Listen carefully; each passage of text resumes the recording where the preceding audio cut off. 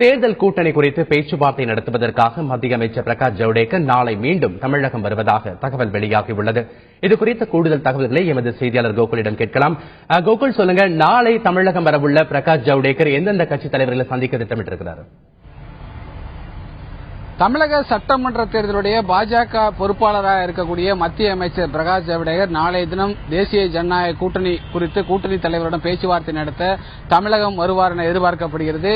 கடந்த 3 தினங்களுக்கு முன்பு பிரகாஷ் ஜவடேகர் சென்னை வந்தார். சென்னையில் கூட்டணி கட்சி தலைவர்களை சந்தித்து பேசினார். குறிப்பாக சமத்துவ மக்கள் கட்சி தலைவர் சரத்குமாரை சந்தித்து தேசிய ஜனநாயக கூட்டணியில் சமத்துவ மக்கள் கட்சி இடம்பெற வேண்டும் என்று பேச்சுவார்த்தை நடத்தினார். அந்த பேச்சுவார்த்தையின் போது ஒரு சுமூக உடன்பாடு எட்டப்பட்டுள்ளது. அதன் பின்பு ஏற்கனவே தேசிய ஜனநாயக கூட்டணியில் இடம்பெற்றிருக்கக்கூடிய புதிய நீதி கட்சி மற்றும் இந்திய ஜனநாயக கட்சி உள்ளிட்ட கட்சிகளினுடைய தலைவர்களையும் சந்தித்து பேசினார்.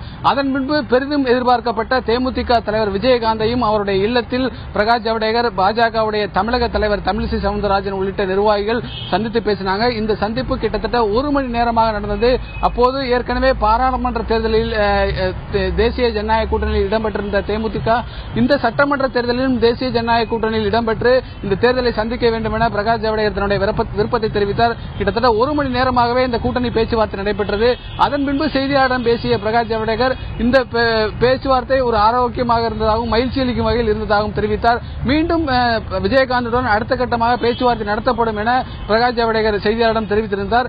ஆனால் அந்த சந்திப்புக்கு பிறகு வந்த தேமுதிகவுடைய அறிக்கையில் பிரகாஷ் ஜவடேகர் மற்றும் விஜயகாந்த் சந்திப்பு மரியாதை நிமித்தமாக மட்டுமே நடத்தப்பட்டதாக அந்த அறிக்கையில் தெளிவாக தெரிவிக்கப்பட்டிருந்தது.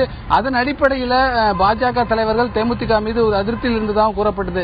இந்நிலையில் பிரகாஷ் ஜவடேகர் நாளைய தினம் சென்னை வருவார் என எதிர்பார்க்கப்படுகிறது. அப்போது மீண்டும் தேசிய ஜனநாயக கூட்டணி தலைவர்களை சந்தித்து பேசுகிறார். குறிப்பாக சமத்துவ மக்கள் கட்சி தலைவர் சரத்குமார் உள்ளிட்ட கூட்டணி கட்சி தலைவர்களையும் அதேபோன்று அடுத்த கட்டமாக தேமுதிக தலைவர் விஜயகாந்தையும் சந்தித்து பேசுவார் என எதிர்பார்க்கப்படுகிறது.